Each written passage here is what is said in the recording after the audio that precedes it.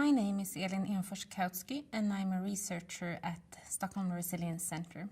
As part of the GRADE program, I'm leading the development of a new approach to resilience practice called Wayfinder, a resilience guide for navigating towards sustainable futures. I'm doing this work together with my colleagues Alison Quinlan, Paul Ryan and Linn Jernberg, and in this chapter I'll be introducing the Wayfinder to you.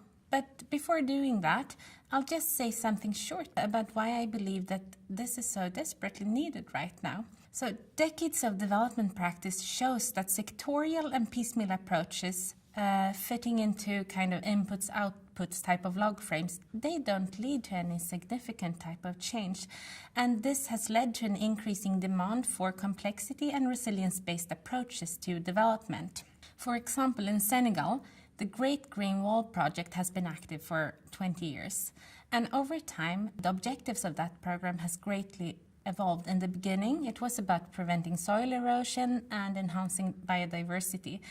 But when that didn't really yield the desired outcomes, the goals have evolved into a more complex set of linked social ecological actions across sectors that can reflect the diverse landscapes and the diverse communities it crosses, and that also are robust to change over time.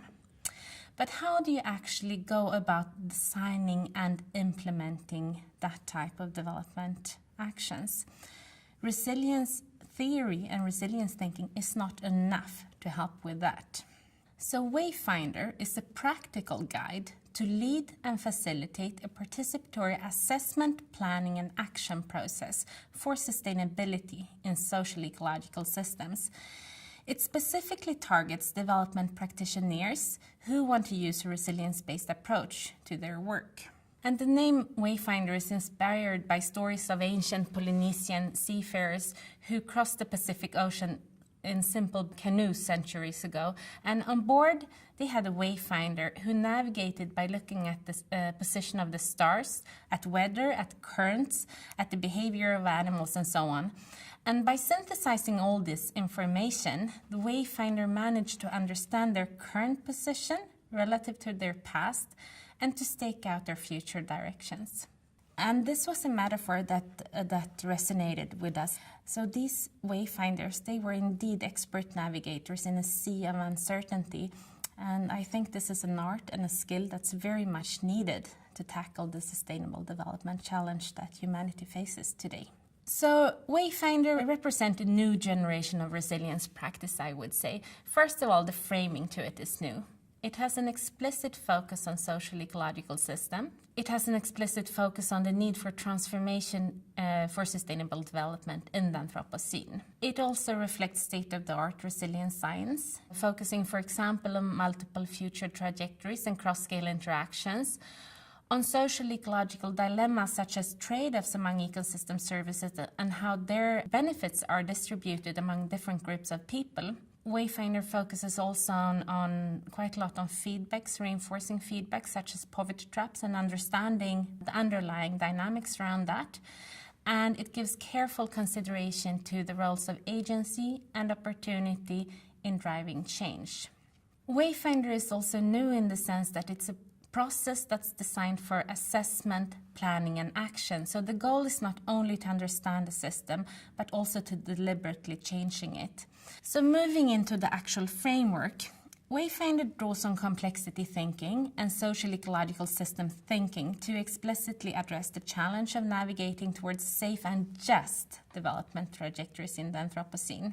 And depending then, of course, on what system and which context, this will require different levels of change. And Wayfinder distinguishes between adaptation and transformation as the two main types of change, where adaptation reflects smaller changes on current trajectories and transformations more radical shifts to entirely new pathways. And regardless if you're gearing up for adaptation or transformation in your system, Wayfinder emphasizes the need to maintain what we call option space for the future, as the conditions in the Anthropocene are bound to change.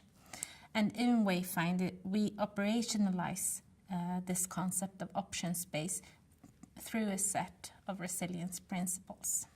So the actual process has 5 main phases. And each of these phases, they have a set of operational steps under them, and each of them is then also followed by a reflection and sense-making part, where users of this process can synthesize the information and spend some time on deeper thinking of what it means for the overall navigation that you're trying to do. And these phases are then, they're called, the first one is building a coalition for change. The second one is zooming in on the system's identity. The third one is exploring system dynamics. And the fourth one is developing strategies to change. And the final one is learning your way forward. Then in terms of what actually happens and what actually comes out of these phases, in the first one, the building the coalition, that's really where you assemble your team that's going to steward this process. You agree on some principles both for the process itself and for engagement with other groups of actors and stakeholders throughout. And very importantly, here you build the capacity for systems thinking and reflexive practice. So this first step is really about laying the foundation for the work that's going to come after. And then moving into the second phase, which is about describing aspiration and social ecological dilemma. So that means, what do people in the system actually want, and what are their problems? Which are the key social and ecological components in the system, and what are the relevant scales to analyze if we want to tackle those problems? And from that, we move into the more technical core of the actual assessment, where we create a model of social ecological dynamics and use that to analyze feedbacks, traps, thresholds, and plausible futures. And very importantly, looking at emerging drivers for change.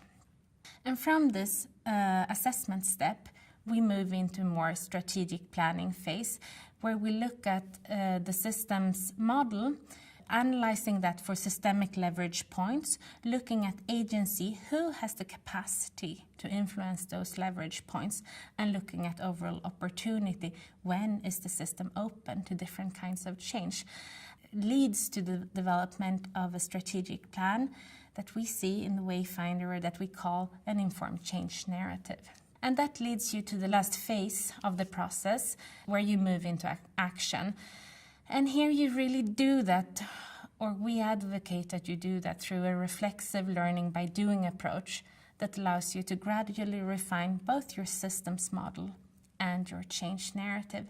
So the Wayfinder process leaves you with three main outputs, you could say. First of all, you have this coalition for change, and the coalition that has both capacity for systems thinking and for reflexive practice. Then you have the system model, an informed model about relevant social ecological dynamics in relation to the aspirations and the dilemmas of that system. And finally, you have an informed change narrative, which is a set of ideas about strategic actions that you can take to tackle those specific problems in the system, so that you move it towards sustainability. So where we are right now with the Wayfinder project is that we're at the stage of pilot testing, and we're doing that in the Furlough region of northern Senegal. And this is a collaboration with the French government-funded research project that look at resource management of Sahelian landscapes along the Great Green Wall project that I mentioned in the beginning. And the Senegalese furlough, this is a typical Sahelian agro-pastoralist system with low and erratic rainfall, poor soils, and a very strong reliance among the people who live there on the local environment.